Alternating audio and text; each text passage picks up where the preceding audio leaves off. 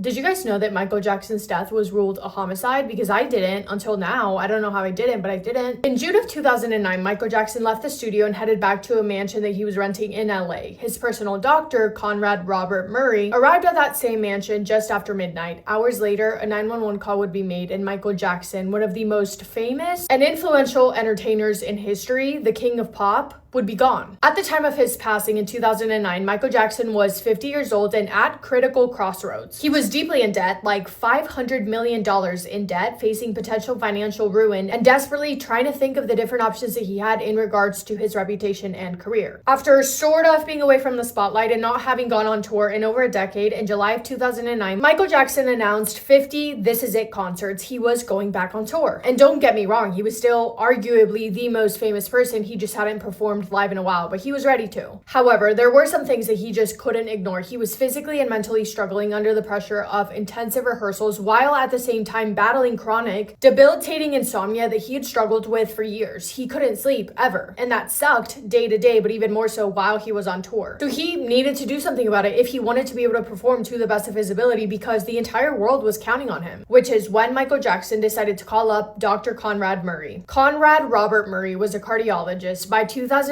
he was deep in debt, juggling multiple practices across states and struggling financially. He had issues of his own. He got around, let's just say that. He had 7 different kids with 6 different baby mamas. He was also married, I'm pretty sure. But instead of being a loyal husband, Dr. Murray liked to go out for a lot of late nights to meet up with a lot of different ladies and spend a lot of money. His lifestyle left him with multiple lawsuits and over $700,000 in debt because he had not paid for child support. Michael Jackson and Dr. Murray had previously met in Vegas, but in 2009, when Michael Jackson announced his comeback, he called up Dr. Murray to say, "Hey, I will hire you to be my own personal physician throughout the entirety of my tour, and I will pay you $150,000 per month." Dr. Murray needed the money. He also liked the flex of being able to say that he was Michael Jackson's personal doctor, so he didn't hesitate when he agreed to it. And just like that, in 2009, Dr. Murray officially joined Michael Jackson's team on tour. In order to be able to get through rehearsals and rest and function properly during the tour that Michael Jackson saw as his last chance to reclaim his name, not that he lost it, but to reclaim his throne as the king of pop and save himself from complete financial collapse, he needed to be able to sleep, but he couldn't. So he tells Dr. Murray, "Listen, dude, you're gonna have to give me something that helps me, something strong, propofol." And Dr. Murray, against the medical knowledge that he had that should have made him turn down Michael Jackson's request, he says, "Sure, I'll give it to you. You're paying me $150,000 a month. Who am I to deny your request?" He agrees to give him propofol. In fact, he agrees to give it to him daily through an IV drip at the end of the day when Michael was done with all of his tour prep stuff. Propofol is an extremely powerful surgical anesthetic, aka what doctors use in hospitals during surgeries to completely put people under. It requires constant monitoring because it lowers your blood pressure and suppresses your breathing because you're practically put in a coma and patients can't stop breathing. So the most important thing when using propofol is not to take your eyes off the patient in case they stop breathing. In an interview later on after the fact, Dr. Murray tells authorities that he had been giving Michael Jackson a whole bunch of things mixed together through an IV to help put him to sleep every single night, a practice that violates every standard of medical care, by the way. And the night of June 24th, going into the 25th, he did exactly that, but Michael Jackson was still unable to sleep. Dr. Murray was giving him a whole bunch of things to help him sleep from 1:30 in the morning to 10:40 in the morning, and according to him, Michael Jackson was begging and crying for propofol. So that morning, he gave it to him, in addition to everything else that he had already given him, and then he walked away, leaving Michael Jackson alone in bed unattended. He looked through his emails, responded to some, then he switched over to his phone, started making some phone calls. At 11:18 a.m., Dr. Murray called a Vegas phone number for 32 minutes. At 11:49 a.m., he called another Vegas number for 3 minutes, and at 11:51 a.m., he called someone else for 11 minutes. It wasn't until approximately noon, 12 p.m., when Dr. Murray returned to Michael Jackson and noticed that he wasn't breathing. He also had a very, very weak pulse, if any. Dr. Murray panicked. He began performing CPR, but he did it wrong. He did chest compressions on him while Michael Jackson was still in bed, when CPR is supposed to, I think, require a hard surface. What did he not do? He did not immediately call 911. Instead, when the CPR wasn't working, Dr. Murray called for Michael Jackson's security guard, who then rushed upstairs to the bedroom. Together, the two of them tried to hide as much evidence as they could, grabbing medicine vessels from the nightstands, putting them in blue bags, getting rid of those, also removing the propofol from the IV bag, and only after cleaning everything up does security finally call 911. Reports vary as far as how much time actually went by between finding Michael Jackson and calling 911. Some reports say between 21 and 30 minutes, minutes. Other reports say between 25 and 83 minutes, which would be over an hour, which is crazy. So Michael Jackson's security called 911. Paramedics were dispatched to the mansion after receiving a report of a 50-year-old man who had stopped breathing. When they arrived, they walked in thinking, this guy's 50 years old. He should be in good enough health, meaning that as long as we get to him in time, we should be able to save him. But they walked into a room full of medical equipment, and next to the 50-year-old man was his doctor.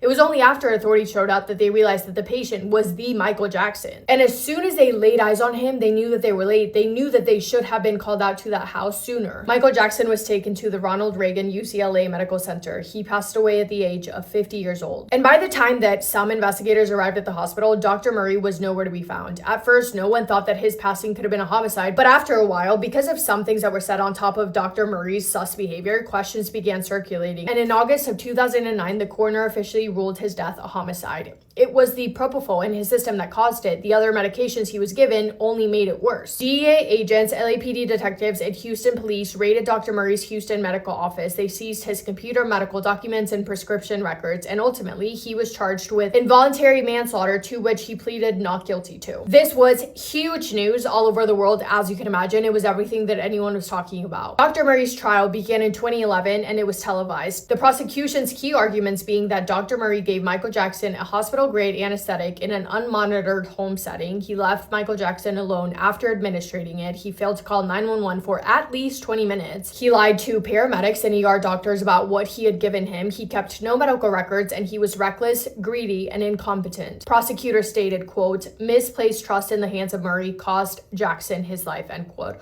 Ultimately, Dr. Murray refused to accept any responsibility at all. He pleaded not guilty, but he was found guilty and sentenced to 4 years in prison, which was, from my understanding, the maximum sentence allowed. The judge called Murray, quote, a disgrace to the medical profession, and said that he showed no remorse, no acceptance of responsibility, and that he had engaged in, quote, a cycle of horrible medicine. In October of 2013, Dr. Murray was released after only serving 2 years. He did lose his medical licenses in California, Nevada, and Texas, and he went on to publish a memoir called This Is It, where he again talked about Michael Jackson and his passing. And get this, in 2022, the Nevada State Board of Medical Examiners allowed Dr. Murray to retain his medical license. In 2023, he opened up DCM Medical Institute, where he now practices medicine.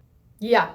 I also was thinking about doing an entire deep dive on Michael Jackson, so let me know if that's something that you guys would be interested in. But that is all for me today. Thank you for spending time with me today. Hope you guys are having the best day. If not, go do something to make it the best day. Make somebody happy, and I will see you in my next video. Also, new podcast episode is out, so go check that out if you haven't. Anyway, I love you guys so much, and I will see you in my next video. Massive kiss on the forehead to every single one of you.